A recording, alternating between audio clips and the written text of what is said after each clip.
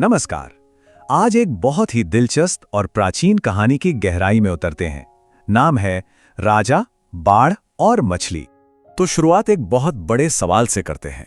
जब ये ब्रह्मांड, ये यूनिवर्स खत्म होता है तो आखिर होता क्या है? क्या सब कुछ बस गायब हो जाता है या फिर ये किसी नई चीज की एक नई शुरुआत का संकेत है? आज की जो हमारी कहानी है ना, वो इसी विशाल, इसी कॉस्मिक सवाल के बिल्कुल बीचों बीच है।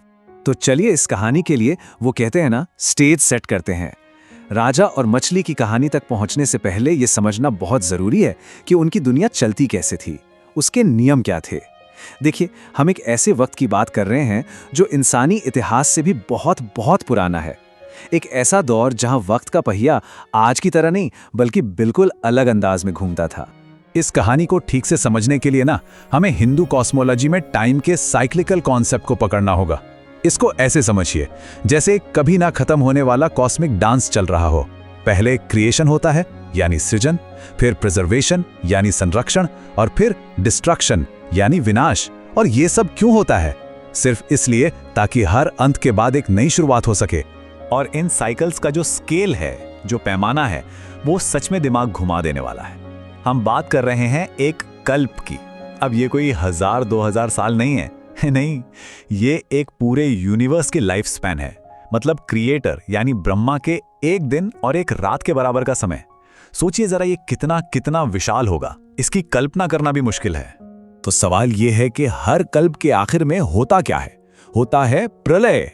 और ये कोई मामूली बाढ़ नहीं है, बिल्कुल नहीं है। ये तो एक टोटल कॉस्मिक डिसोल्यूशन है, सब कुछ खत्म। सोचिए, पहाड़ पिघल रहे हैं, समंदर अपनी सारी हदें तोड़कर सब कुछ निकल रहा है, और सारी की सारी जिंदगी वापस शून्य में मिल जाती है।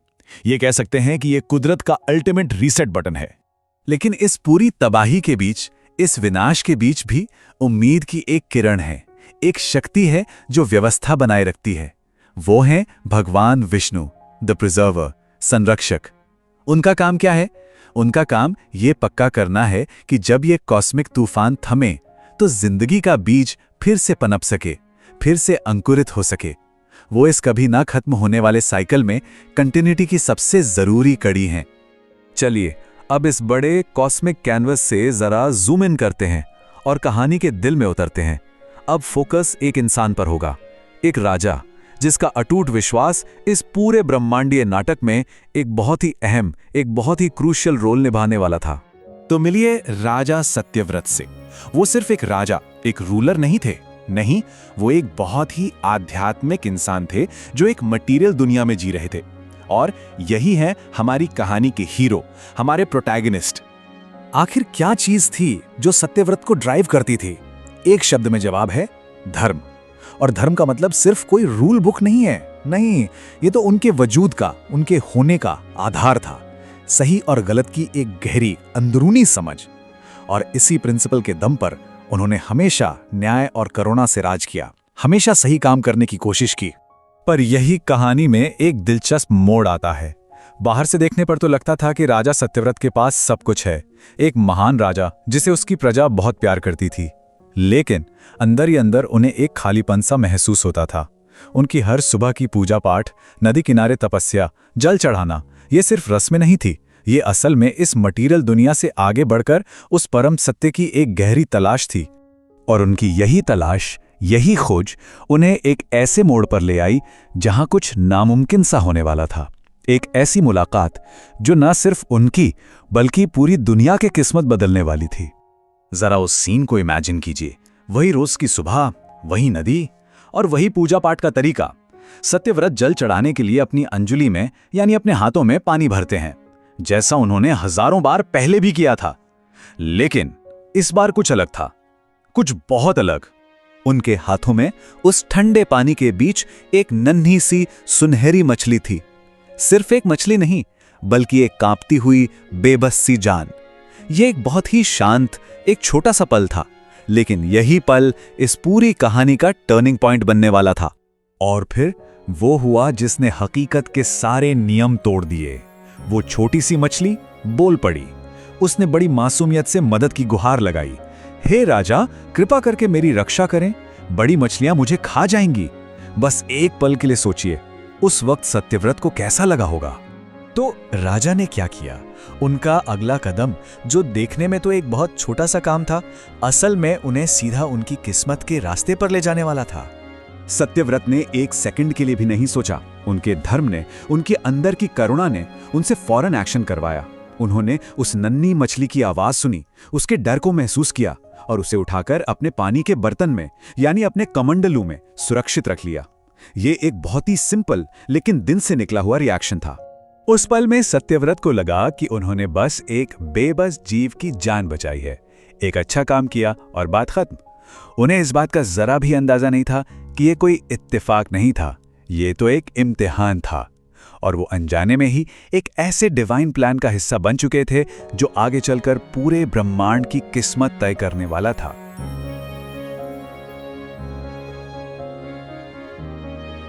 तो ये कहानी शुरू होती है एक बहुत ही नेक राजा सत्यव्रत से।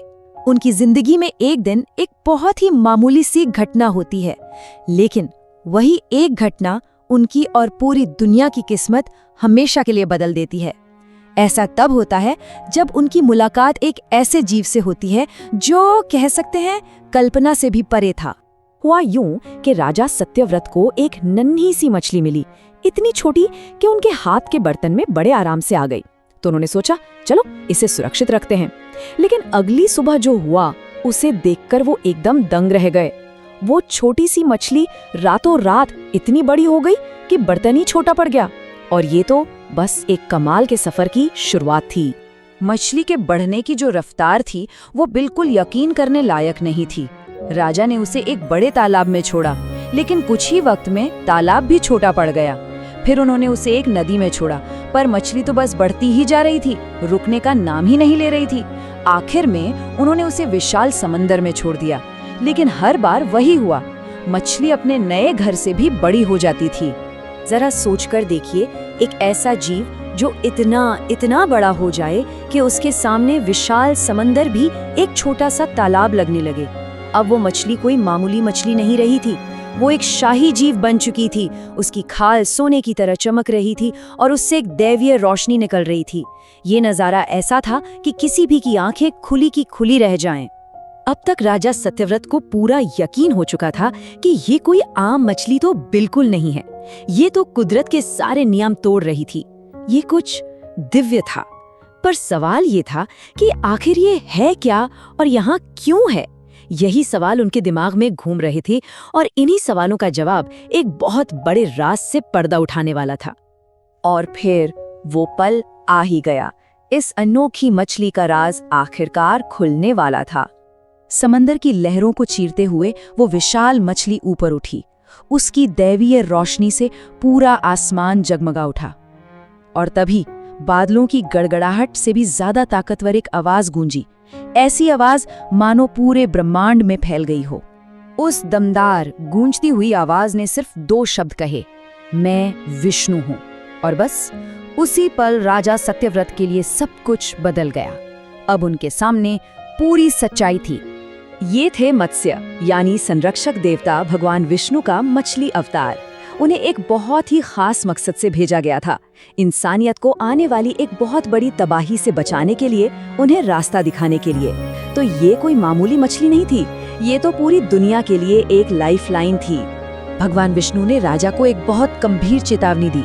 उन्होंने कहा, एक भयानक बाढ़ आने वाली है, ऐसी बाढ़ जो पूरी दुनिया को निगल जाएगी। वक्त बहुत कम है, तुम्हें तैयारी करनी होगी। तो जो राज था वो अब एक मिशन बन चुका था और दांव पर पूरी इंसानियत का भविष्य लगा था। और यहीं से शुरू हुआ इंसानियत को बचाने का सबसे बड़ा मिशन।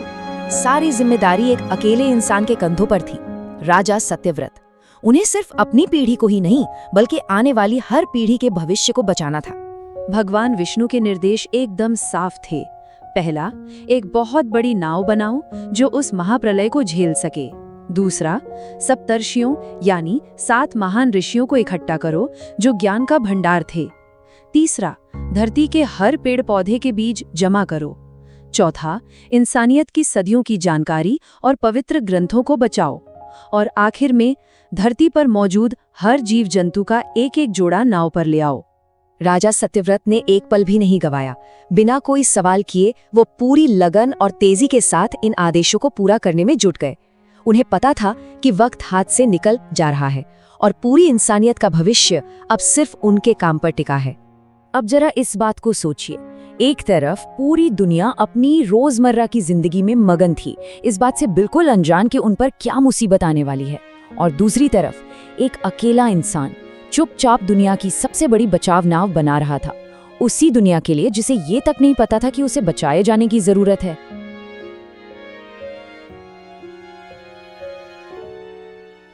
सब कुछ एकदम अचानक शुरू हुआ। आसमान में सिर्फ बादल नहीं छाए थे, नहीं, ये तो एक चेतावनी थी, एक सिग्नल कि प्रकृति का बैलेंस बिगड़ चुका है और अब जो होने वाला था वो हमेशा के लिए सब कुछ बदल देगा। और फिर बारिश शुरू हुई, और क्या बारिश थी वो, मतलब ऐसी जो कुछ बनाने के लिए नहीं बल्कि सब कुछ मिटा देने के लिए बरस रही थी। लगातार गिरती बूंदों ने नदियों में ऐसा उफान लाया कि जमीन निगलनी शुरू हो गई। हर एक बूंद प्रलय का मैसेज लेकर आई थी और देखते देखते सब कुछ पानी के नीचे समा गया। जमीन, जंगल, पहाड़, शहर, सब कुछ शांत गहरे पानी में गायब हो गया, मानो जैसे किसी ने दुनिया का नक्शा ही धो दिया हो। तो ये था प्रलय का सीन, एक पूरी तरह डूबी हुई दुनिया, चारों तरफ बस सोच कर देखिए, सिर्फ डर था और कोई उम्मीद नहीं। लोग अपनी आंखों के सामने अपनी पूरी दुनिया को, अपनी हर एक याद को पानी में डूबते देख रहे थे। लेकिन इस पूरी तबाही के बीच उम्मीद की एक छोटी सी लौ अब भी जल रही थी। एक अकेली नाव जिसमें आने वाले कल के बीज सहेजे हुए थे तैर रही थी, और उसे रास्ता दिखाने वाली थी एक दिव्य शक्ति। तो उस नाव में थे राजा सत्यव्रत, जो समझो इंसानियत की आखिरी उम्मीद थे, और तभी उस उफनते हुए समंदर से प्रकट हुए विशाल मत्स्य, भगवान विष्णु का अवतार, जिनका एक सींग सूरज की तरह चमक रहा था। फिर महान नाग वासुकी को रस्सी की तरह इस्तेमाल किया गया और उससे नाव को मत्स्य के सींग से बांध दिया गया। तो ये सिर्फ एक नाव नहीं थी, ये तो आने वाले जमाने के लिए जिंदगी का जहाज थी। लेकिन देखिए, असली खतरा सिर्फ ये बाढ़ नहीं थी, नहीं, संकट तो इससे कहीं ज्यादा बड़ा, कहीं ज्यादा गहरा था। एक ऐसा संकट जो जिस्म को नहीं बल्कि दुनिया की रूह को खत्म कर सकता था।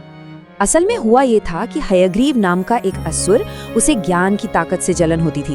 वो चाहता था कि दुनिया हमेशा हमेशा के लिए जाहिलियत के अंधेरे में डूब जाए। और उसने क्या किया? उसने वेदों को ही चुरा लिया, दुनिया का सबसे बड़ा खजाना, और उसे ले जाकर समंदर की सबसे गहरी खाई में छिपा दिया। तो सवाल उठता है, ये वेद हैं क्या चीज? देखिए, ये सिर्फ पूजा पाठ की किताबें नहीं है, ये तो समझिए जिंदगी का पूरा मैनुअल है। इसमें ब्रह्मांड के राज, जीने का मकसद, ज्योतिष, गणित, सही ढंग से जीने की कला, मतलब सब कुछ है। और वेदों के बिना इंसानियत तो बस रास्ता भटक जाती। और यहीं पर ये कहानी अपना सबसे बड़ा, सबसे जरूरी सवाल हमारे सामने रखती है कि अगर ज्ञान ही न हो तो क्या सिर्फ जी लेना काफी है? सोचिए, अगर हमारी संस्कृति, हमारी समझ, हमारी पहचान ही गुम हो जाए तो फिर उस जिंदगी का मतलब ही क्या रह जाएगा?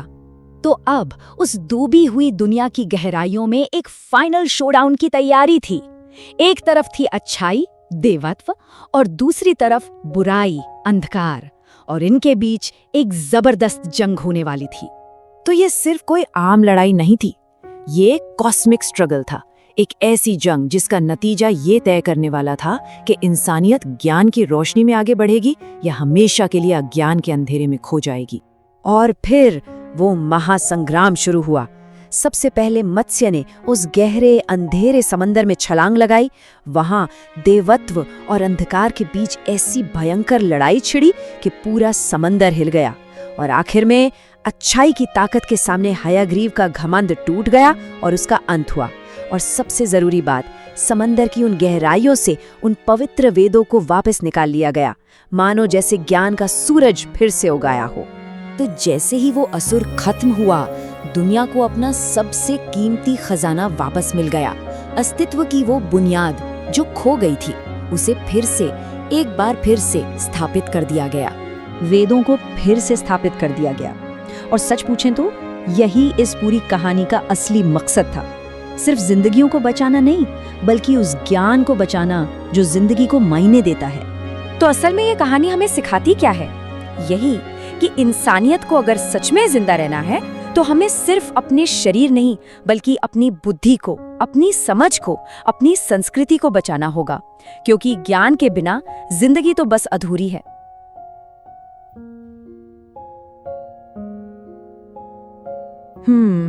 एक छोटी सी मछली और पूरी दुनिया का भविष्य, सुनने में किसी पहेली जैसा लगता है ना?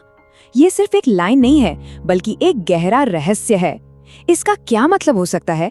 इसे समझने के लिए हमें कहानी की बिल्कुल शुरुआत में चलना होगा। चलिए एक ऐसी दुनिया की कल्पना करते हैं जहां सब कुछ खत्म हो चुका है। एक भयानक प्रलय के ठीक बाद का वक्त, माहौल में एक अजीब सी उदासी और शांति छाई हुई है। और फिर धीरे धीरे वो जो प्रलयंकारी तूफान था ना, उसकी गड़गड़ाहट कम होने लगती है, विनाशकारी लहरें शांत हो जाती हैं और आसमान साफ होने लगता है। तूफान के थमने के बाद एक गहरी अजीब सी खामोशी छा गई। मतलब ये सिर्फ शोर का ना होना नहीं था, बल्कि एक ऐसी शांति थी जिसने पूरी दुनिया को अपनी आगोश में ले लिया था, जैसे प्रकृति एक नई शुरुआत के लिए सांस रोककर इंतजार कर रही हो। अब सोचिए, इतनी बड़ी खाली दुनिया में जिंदगी का बस एक ही ठिकाना बचा था, एक अकेली नाव जो उम्मीद की किरण की तरह उस अथाह पानी पर तैर रही थी। और फिर वो पल आया, हफ्तों तक पानी पर भटकने के बाद आखिरकार वो नाव एक ऊंचे पहाड़ की चोटी पर आकर टिक गई। कह सकते हैं कि ये सुरक्षा का पहला एहसास था, एक खतरनाक सफर का अंत। बस यहीं से कहानी एक नया मोड़ लेती है। ये सिर्फ जिंदा बचने की कहानी नहीं है, नहीं, ये तो पुनर्जन्म की कहानी है, मानवता के लिए एक नए युग की सुबह की कहानी। नाव के बाहर कदम रखते ही एक बिल्कुल नई ताजी दुनिया उनका इंतजार कर रही थी। ये खाली कैनवस की तरह थी, जिस पर अपार उम्मीद और एक नई शुरुआत की संभावनाएं थी। तो जो शख्स नाव में बचा था, सत्यव्रत, उन्हें एक नया नाम मिला, एक नई जिम्मेदारी मिली, वैवस्वत मनु। और ये बात बहुत जरूरी है कि वो सिर्फ कोई जिंदा बचे हुए इंसान नहीं थे, बल्कि एक नए युग के वो बुद्धिमान संस्थापक थे, जिनसे पूरी मानवता की नई शुरुआत होनी थी। लेकिन रुकिए, अगर ये सिर्फ एक बाढ़ की कहानी होती तो आज हम इसकी बात क्यों कर रहे होते? नहीं, ये उससे कहीं ज्यादा है। ये तो एक तरह का दार्शनिक रोड मैप है, जिसमें हर चीज का, हर तत्व का एक गहरा मतलब छिपा है। और ये कमाल का है कि कैसे हर प्रतीक एक बड़े सच की तरफ इशारा करता है। जैसे बाढ़, वो हमें याद दिलाती है कि विनाश तो जीवन का हिस्सा है, वो होगा ही। फिर आती है मछली, मत्स्य, जो प्रतीक है कि सबसे मुश्किल वक्त में भी कहीं न कहीं से दैवीय मार्गदर्शन मिल ही जाता है। नाव सिखाती है कि तैयारी कितनी जरूरी है। और वेदों का बचाया जाना ये बताता है कि ज्ञान, नॉलेज को हर कीमत पर बचाना होगा। और आखिर में मनु, वो इस बात का प्रतीक है कि इंसान हमेशा ज्ञान के जरिए ही आगे बढ़ता है, विकसित होता है। तो फिर इस पूरी कहानी का सार क्या निकला? ये सिर्फ एक पुरानी कथा नहीं है, बल्कि एक ऐसा संदेश है जो हर युग में बार बार दोहराया जाता है। ये पंक्तियां सुनिए, आज भी कितनी सही लगती है ना। ये उन चुनौतियों की बात करती हैं जो कभी पुरानी नहीं होती, जिनका सामना मानवता को बार बार करना पड़ता है, चाहे वो कोई भी दौर हो। और कहानी हमें यही सिखाती है कि जब ऐसे संकट आते हैं तो मदद या कह ले मार्गदर्शन अक्सर ऐसी जगहों से आता है जिसके बारे में हमने सोचा भी नहीं होता। और अब हम वापस अपनी उसी शुरुआती पहेली पर आते हैं। अब इस लाइन का मतलब साफ हो जाता है ना? ये हमें याद दिलाती है कि उम्मीद और रास्ता दिखाने वाली रोशनी किसी भी रूप में आ सकती है, भले ही वो कितनी ही छोटी या साधारण क्यों ना लगे। तो आखिर में एक सवाल बचता है सोचने के लिए। ये कहानी हमें गुजरे हुए कल के बारे में तो बताती है, पर आने वाले कल के लिए भी एक सवाल छोड़ जाती है। जब अगली बार दुनिया पर संकट आएगा, जब अराजकता फैलेगी, तो क्या हम उस अप्रत्याशित मार्गदर्शन को पहचान पाएंगे? इस पर जरूर सोचिएगा।